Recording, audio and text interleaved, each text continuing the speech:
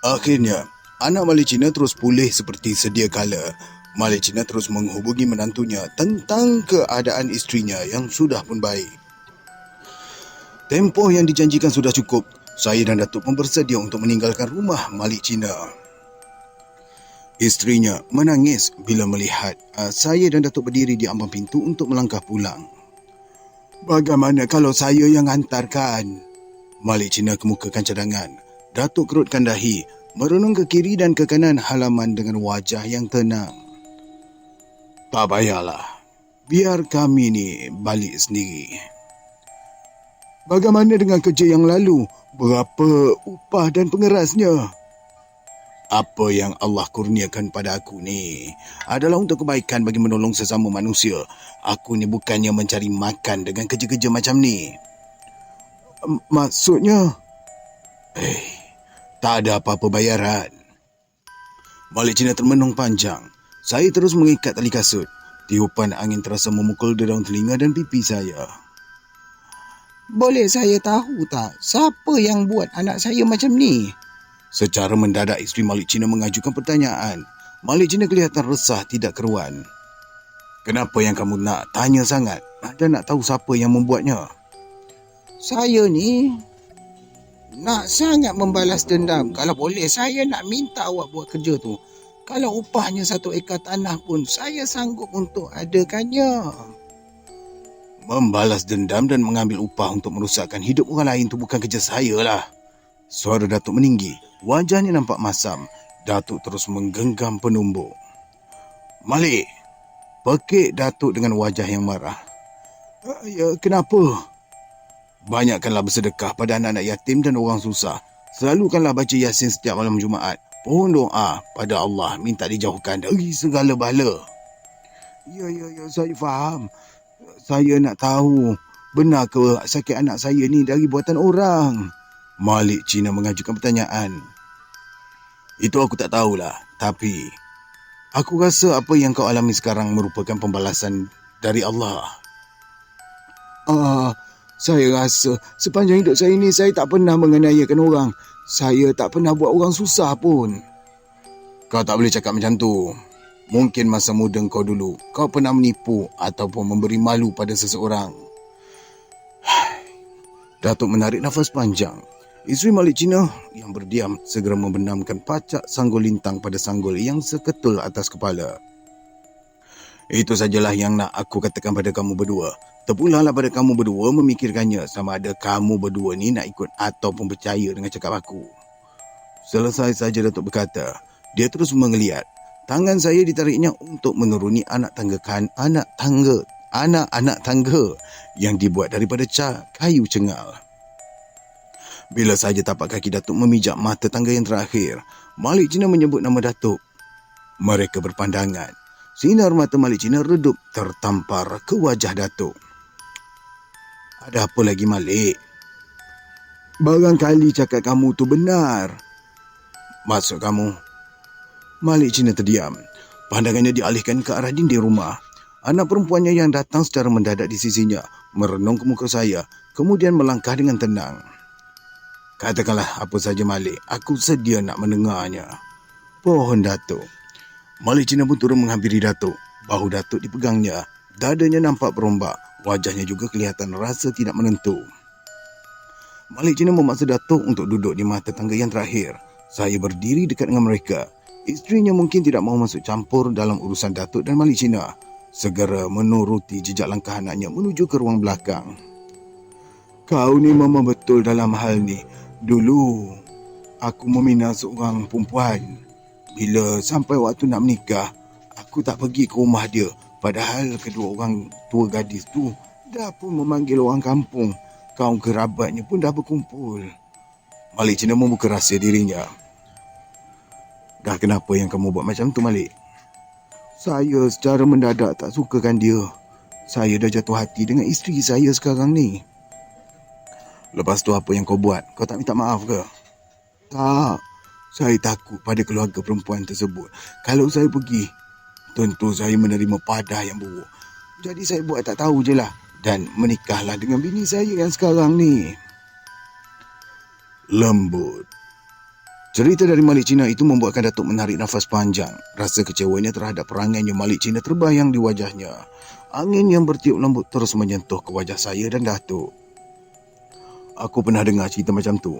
Tapi kan, aku tak menduga engkau yang melakukannya, kata Datuk. Dari siapa yang kau dengar cerita tu?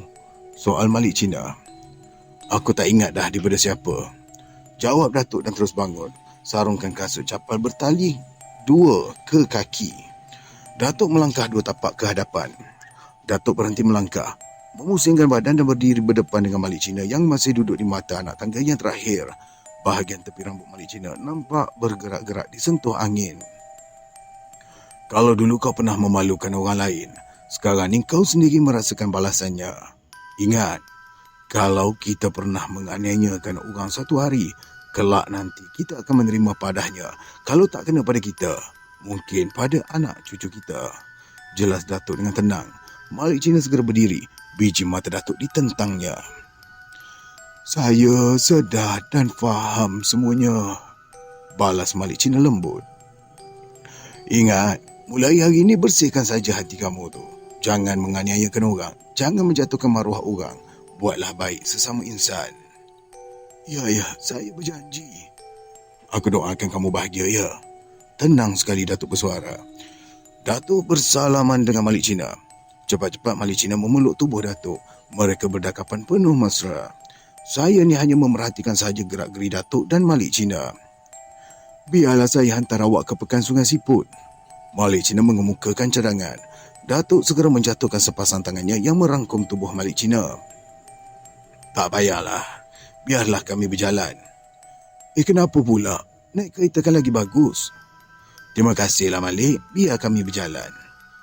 Malik Cina garuh hujung dagunya berkali-kali. Hatinya tidak berapa seronok mendengar alasan yang dikemukakan oleh Datuk. 2 kali tawarannya ditolak oleh Datuk. Terkilan rasa hati saya. Datang dijemput.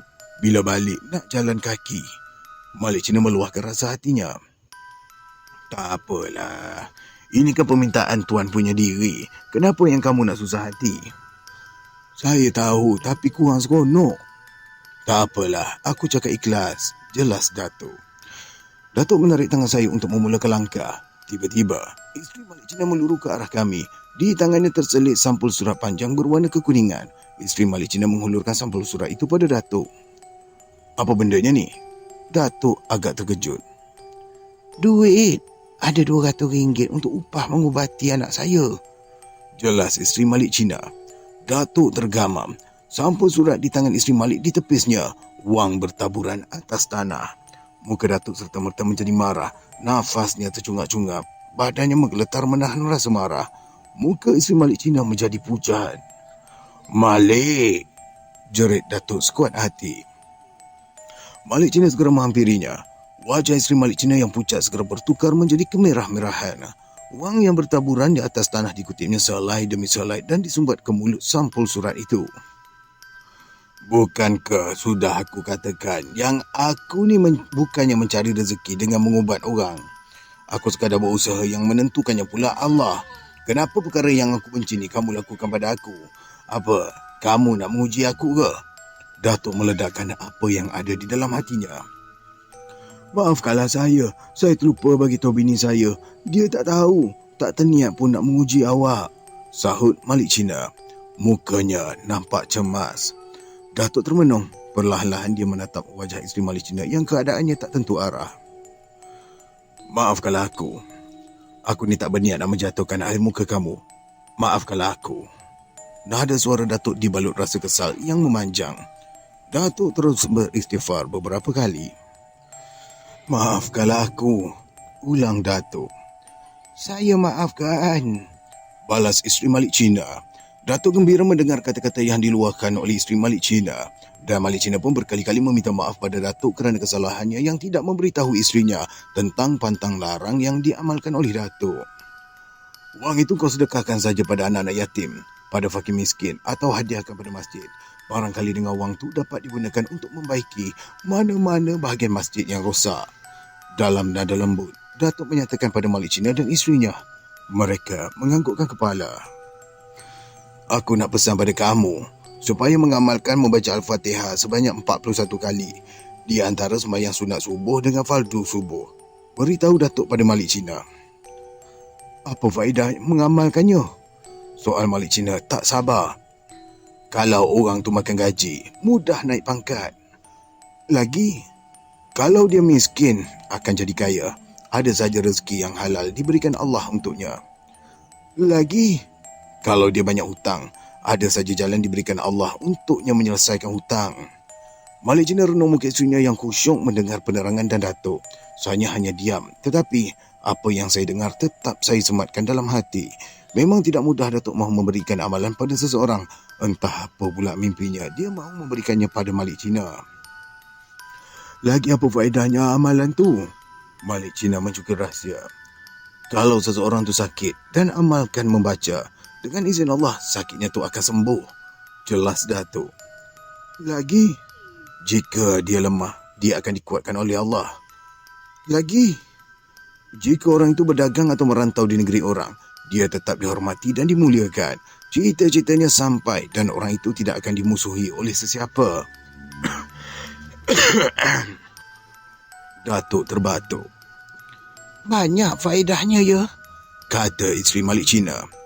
Ya, dengan syarat diamalkan. Tidak meninggalkan sembahyang 5 waktu.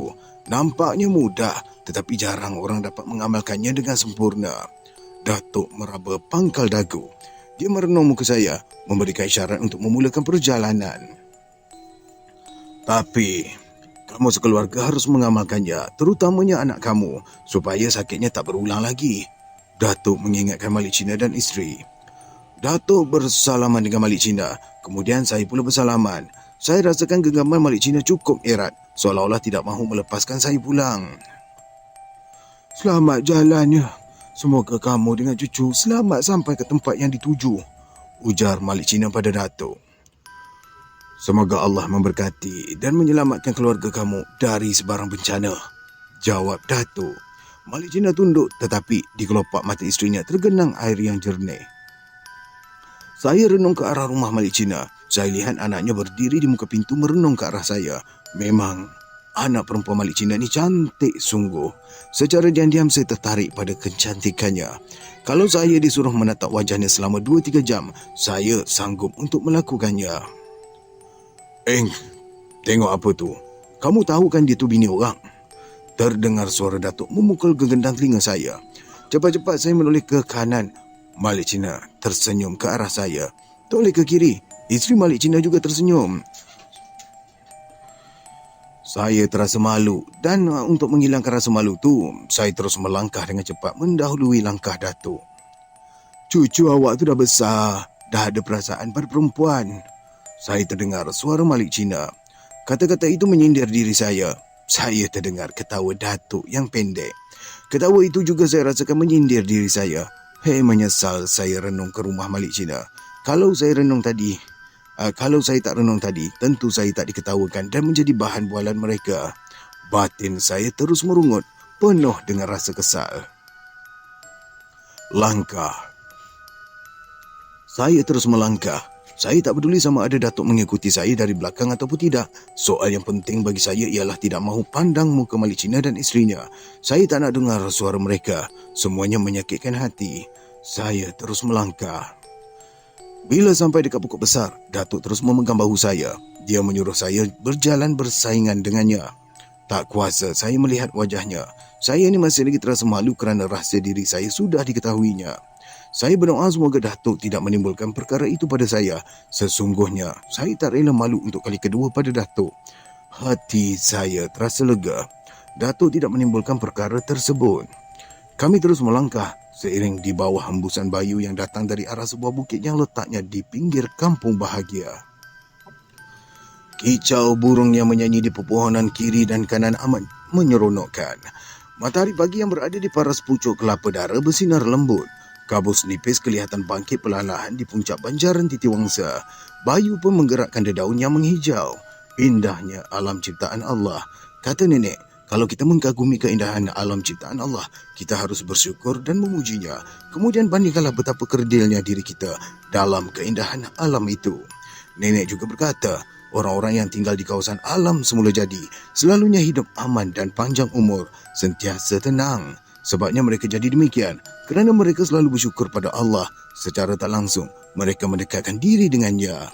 Dan orang-orang yang selalu mendampingi dirinya dengan Allah selalu merasa bahagia meskipun pada lahirnya mereka ni nampak susah dan sukar. Kekayaan dan pangkat serta penghormatan tidak berarti kalau batin manusia yang mewah itu tidak tenteram. Sebabnya, kebahagiaan tidaklah terletak pada kekayaan. Kebahagiaan terletak pada hati. Bila hati tenteram, jiwa pun bersih dan wajah pun berseri. Baiklah, sekiranya anda telah sampai ke minit ini, jangan lupa untuk tekan butang subscribe, tekan butang like, tanda support pada channel ini, dan jangan lupa untuk share kepada kawan-kawan supaya mereka tidak terlepas kisah-kisah yang menarik daripada Tamar Jalis. InsyaAllah. Tapi sebelum tu, jom kita selawat. Allahumma salli ala Muhammad wa ala alihi Muhammad. Alhamdulillah. Jom kita sambung. Itulah pendapat nenek yang tidak pernah ke sekolah. Susah juga untuk saya mempercayainya. Tetapi kan, kata nenek lagi, bila saya bertambah tua dan sudah mengalami rempah ratus kehidupan, barulah saya tahu apakah cakapnya itu benar ataupun tidak. Macam-macam yang datang dalam kepala saya ni. Tiba-tiba saya dan Datuk sudah pun sampai ke bibir jalan raya Ipoh, Kuala Kangsar. Saya duduk di batu tepi jalan sambil mengusik-usik rumput semalu. Rumput yang kembang segar itu akan terus mengecut bila saya usik dengan hujung sepatu. Datuk terus merenung ke arah kenderaan yang lalu lalang di jalan raya. Saya terus resah. Sudah berada di tepi jalan raya, Datuk masih lagi belum beritahu saya ke mana harus pergi. Inilah yang susahnya bila ikut Datuk. Dia ni tak mempunyai rancangan yang tertentu. Saya segera mendekati Datuk. Dia tersenyum sumbing memandang ke arah saya. Dia bagaikan tahu dengan apa yang bergolak dalam diri saya. Kita ni nak pergi mana ni, Tok? Ke Bakap, dekat dengan Batu Gajah. Bukan nak pergi ke Pekan Sungai Siput ke? Kamu berjalan ikut aku. Apa yang aku buat, kamu ikut saja. Jangan cakap banyak. Belum apa-apa dah nak mengajar orang tua. Perasaan saya tersentak mendengar kata-kata Datuk itu. Ditanya jawapannya pun kena marah. Tak bertanya, hati resah. Memang sebersalah menjadi cucu kepada Datuk yang selalu beranggapan yang cucunya tidak pandai dan mesti patuh dengan cakapnya. Datuk menahan bas yang mahu ke Ipoh. Saya disuruh naik dulu. Saya memilih tempat di bahagian belakang, tetapi Datuk tidak setuju dengan tempat yang saya pilih itu. Dia suruh saya pilih tempat duduk yang berhampiran dengan pemandu. Jangan biasakan bila naik bas duduk di belakang. Kenapa pula, Tok? Tak bagus. Kalau ada kejadian yang tak diingini, kita susah nak bertindak. Sebaik-baiknya pilih di bahagian tengah. Sebabnya, Tok, kalau diserang komunis daripada depan, kita dapat bersedia. Begitu juga kalau diserang daripada arah belakang. Tapi kita ni duduk di bahagian depan sekarang kan, Tok? Tak apa, kerana aku rasa perjalanan kali ini selamat. Saya diam. Tak kuasa mengajukan sebarang pertanyaan padanya. Bas terus meluncur. Saya pula terus terlelap. Saya terkejut bila bas berhenti dengan tiba-tiba. Saya gosok kedua belah mata dan renung ke kiri dan kanan. Apa yang saya lihat ialah kebun getah yang subur. Kita kat mana ni, Tok? Kita baru dia meninggalkan Pekan Cemur. Ni kenapa bas ni berhenti tengah hutan ni, Tok? Kamu tengok tu. Tengok.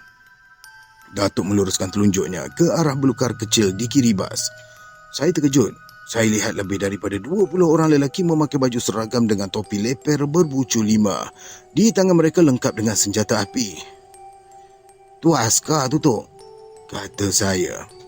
Bukan. Tu komunis. Sebaik saja Datuk mengakhiri kata-katanya, 3 orang anggota komunis pun naik ke bas. Seorang berdiri di tangga, seorang lagi di bahagian tengah dan seorang lagi di bahagian belakang bas. Saya amati yang berdiri di tangga bas, orang India. Di tengah bas, orang Cina dan di bahagian belakang, orang Melayu. Saya kira yang berdiri di tengah adalah ketua mereka. Manakala di luar bas kelihatan lebih daripada 20 anggota komunis duduk dalam belukar. Mereka ni menghalakan muncung senapang ke arah bas. Penumpang bas yang sebahagian besarnya terdiri daripada orang Melayu dan Cina serta beberapa orang India kelihatan cemas. Pemandu bas diarahkan turun oleh komunis berbangsa India. Wang yang ada pada penjual tiket bas dirampas oleh komunis berbangsa Cina. Penjual tiket juga disuruh turun. Sekarang semua orang bangun. Letakkan duit. jam tangan, emas dan apa yang kamu bawa dekat pintu bas tu. Kalau kamu membantah, kami akan tembak. Keluar satu-satu. Perintah Komunis Melayu yang berada di bahagian belakang bas. Semua penumpang bas patuh. Semua barang yang mereka bawa diserahkan kepada pihak komunis. Bila sudah turun dari bas, kami ni disuruh berbaris pula. Seorang anggota komunis melakukan pemeriksaan pada diri penumpang. Semua kad pengenalan di dalam bas itu dirampas dan dikumpulkan di tanah lapang untuk dibakar. 2 orang pemuda Melayu dihentak oleh anggota komunis dengan buntut senapang. Sebabnya, kedua pemuda Melayu itu tidak mahu menyerahkan rantai leher yang dipakai. Saya lihat pemuda Melayu itu jatuh terlentang dan mulut mereka berlumuran dengan darah. Datuk hanya melihat peristiwa itu dengan tenang. Dahinya nampak berpeluh di panah sinar matahari yang garang. Saya kira ketika itu lebih kurang pukul 11 pagi. Ingat ya, siapa tak nak dengar cakap kami? Inilah padanya, kata anggota komunis berbangsa Melayu. Anggota komunis bangsa India dan Cina menegakkan ibu jarinya memuji-muji tindakan anggota komunis berbangsa Melayu itu. Ini hari gua kasih power sama lu. Lu bikin boleh buat apa saja, kata anggota komunis Cina yang saya rasakan sebagai ketua lah pada anggota komunis berbangsa Melayu tadi. Sedangkan anggota komunis bangsa India tu ketawa saja. Matanya merenung tajam pada gadis India berkulit cerah berusia sekitar 18 tahun. Gadis India yang memakai sari itu nampak gelisah. Berkali-kali dia merenung wajah ibunya. Tetapi anggota komunis bangsa India itu terus melihatnya, terutama di bahagian perut gadis India yang dibalut oleh kain sari. Lu suka sama dia? Kalau lu suka, ambil, bawa masuk hutan. Ujar ketuanya. Nanti dulu, jawab anggota komunis bangsa India. Keadaan ketika itu memang mencemaskan. Pemandu kenderaan yang lalu lalang di situ buat tidak kisah dengan apa yang terjadi. Mungkin mereka menyangkakan yang bas itu berhenti kerana rosak. Budak, kenapa yang kamu tak serahkan cincin yang kamu pakai tu? Anggota komunis menghampiri saya. Ni bukan emas ni swasta. Orang lelaki kan haram pakai emas, kata saya. Sekarang kasih saja sama kami. Tak boleh lah, saya berkeras. Kurang ajar punya budak. Muka saya ditampar dan perut saya ditendang. Saya berguling-guling di bumi menahan kesakitan. Saya melolong minta tolong pada Datuk. Saya lihat Datuk tidak juga bertindak. Dan anggota komunis Melayu itu mengangkat buntut senapangnya untuk menghentak kepala saya. Belum pun sempat buntut senapang itu hinggap di kepala saya, Datuk menerpa ke arah anggota komunis tersebut. Dia menendang senapang di tangan anggota itu. Senapang itu terpelanting dan terus meletup. Salah seorang anggota komunis yang berdiri tidak jauh dari situ menjerit dan terus rebah. Perutnya yang ditembusi peluru mengeluarkan darah yang banyak. Tendangan Datuk itu disusuli dengan penumbuk. Anggota komunis itu tersandar di pangkal getah. Bila dia cuba bangun, Datuk bagaikan terbang menerkam ke arahnya. Satu tendangan hinggap di bahagian kiri perutnya. Anggota komunis itu terus lembek di situ. Suasana menjadi tegang. Dalam beberapa saat sahaja, anggota komunis tersebut terus mengerumuni. Ya Allah, maafkan saya. Dalam beberapa saat sahaja, anggota komunis terus mengerumuni Datuk. Mereka menghalakan muncung senapang ke arah Datuk. Saya pula menjadi cemas dan Datuk menjadi kaku. Tetapi ekor matanya terus mengawasi anggota komunis di sekelilingnya. Anggota komunis berbangsa India menghampiri Datuk. Tanpa berkata apa-apa, dia melepaskan penumbuk ke arah Datuk. Cepat-cepat Datuk mengelak dan terus menyambar pergelangan tangannya. Dengan sekuat hati, Datuk menolaknya ke kanan. Dia terperosok dalam perdu nanas. Pistol yang terselit di pinggangnya terpelanting lalu jatuh di hadapan Datuk. Tanpa membuang masa, Datuk terus meminjak pistol itu hingga terbenam dalam tanah. Tangkap dia dan tembak, Ketua komunis yang berbangsa Cina mengeluarkan perintah. Belum pun sempat Datuk menoleh ke kanan, 3 orang anggota komunis memeluk tubuhnya dengan kejap. Anggota komunis berbangsa India yang terperosok dalam perdu nanas segera bangun. Wajahnya nampak bercalar. Ikat dan tembak dia, katanya marah sambil melemparkan tali sabut pada kawannya. Datuk kelihatan tenang. Dia membiarkan anggota komunis itu membelitkan tali sabut ke tubuhnya. Datuk ditarik macam lembu menuju ke pangkal pokok petai. Datuk terus diikat di situ. Sekarang, Suruh orang-orang yang turun dari bas naik ke bas mula. Suruh dia orang tengok kita tembak orang tua yang nak mampus ni. Ketua Komunis Bangsa Cina mengeluarkan arahan pada anggota komunis yang berbangsa Melayu. Saya baca saya pula yang panas. Arahan itu segera dipatuhi. Penumpang bas kembali ke tempat duduk masing-masing. Tetapi pemandu bas dan penjual tiket tidak dibenarkan naik bas. Mereka disuruh berdiri tidak jauh dari pintu bas. Kamu budak, kau mari sini. Kamu duduk sini. Kamu tengok macam mana orang tua ni mampus. Anggota komunis berbangsa India bersuara lalu menarik tengkuk baju saya. Saya disuruh duduk bertinggung menghadap ke arah Datuk. Hanya Allah sahajalah yang tahu betapa cemas dan takutnya saya ketika itu. Di tengah suasana tengah hari yang terik dan perik itu, saya rasa kulit muka saya bagaikan mahu terbakar. Baju saya basah diresapi peluh. Saya menangis terseduh di hadapan Datuk. Tamar, kamu jangan menangis.